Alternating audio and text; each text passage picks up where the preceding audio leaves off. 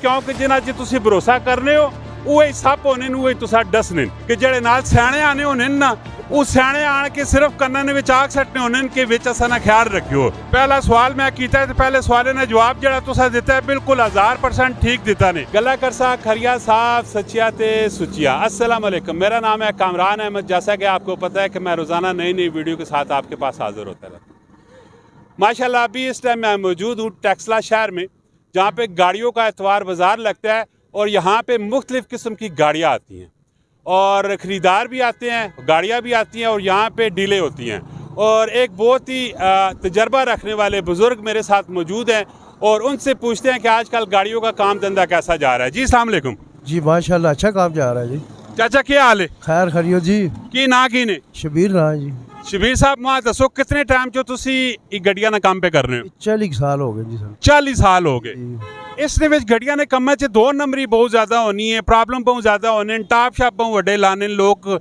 एक ही वजह है, हर बंदा डरना है, पूंजा पंजी गरीब बंदा कहन के आना या गड्डी ने कागजा विच कोई मसला होना है या कोई ना कोई इशू प्रॉब्लम में जा निकल आना है कि बंदा फस जाना है। एक ही वजह वो बंदा तां ही फसना जे बंदा घरों ही नाल करना टापोरा ते फिर साडी मजबूरी होनी है कि असा भी करना पैना है नाल।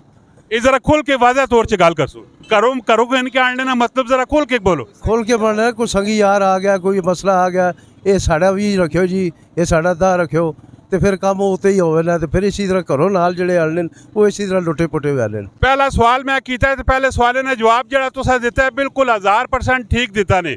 प्रॉपर्टी निकम्मा च भी इसी तरह अक्सर होना है कि जेड़े नाल सियाणे आने होने ना वो सियाणे आण के सिर्फ कन्नां दे विच आख सट्टने होने कि विच असां ना ख्याल रखियो।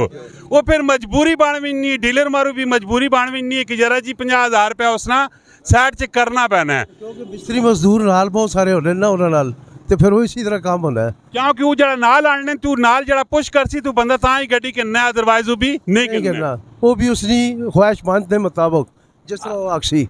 अच्छा जिस टाइम तुसी आपे नाल कुछ चाचा मामा दतपोतरा मैकेनिक इलैक्ट्रीशियन जिस टाइम कोई जब बंदा नाल कन के आने हो ना तू आन के पहले साथ शोरूम वाले या डीलर ने कने च आख सटना होना है मैं गड्डी दुआसा तुसा नहीं ये बंदा तुसा कोल किनसी लेकिन मेरा विचो टाप तुसा रखना है, इतने पैसे तुसा रखने ते जे बंदे कोल गुरेज करा करो क्योंकि जिन्हां च तुसी भरोसा करने हो उहे सप होने उहे तुसा डसने।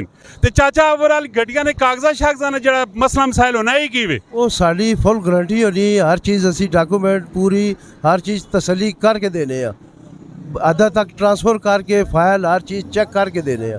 उस कोई मसला मसाइल होए तो साडी जिम्मेवारी होनी, शोरूम नहीं होनी। अच्छा मैं दसो कि जेड़ा आजकल सस्ता होया है, सस्ता होने तो बाद गड्डियां च कोई रेटा च फर्क पाया? जी कोई फर्क नहीं पाया, ज़्यादा भी महंगी हो गई बल्कि। ये क्यों ज़्यादा का महंगा हो गया? बस हुण माहौल ने मुताबिक हर चीज़ अपने मुताबिक ये सारी काम होते ही हो गया। ये अवाम गंदी है की वे? अवाम गंदी नहीं हुण के प्रोग्राम हुण के हुण मसला ये है कि हर आदमी करना कि मेरी चीज़ महंगी तू महंगी बिके, लेकिन उस तरह तो होना नहीं, जितने पैसे की गड्डी होनी वही पैसे।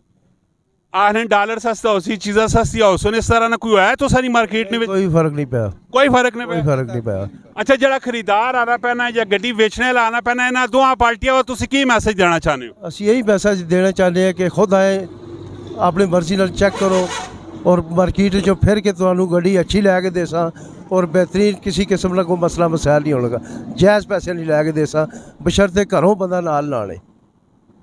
चाचनियां गल्लां बिल्कुल खरिया ते सच्चिया ने। चाचा पे आना है घरों बंदा नाल किन के ना आनी हो, जेड़े स्याणे आने ना वो स्याणे कोई ना कोई तुसा 10 मारने विनने कोई भी नहीं। ते इसी तरह नहीं इन्फॉर्मेटिव वीडियो इंटरेस्टिंग वीडियो मारा उसने पेज लाइक करो और कमेंट सैक्शन में चाची जड़ियां गल्लां कीतियां अपनी राय जरूर देना। मिलने नेक्स्ट वीडियो च फी अमानिल्लाह।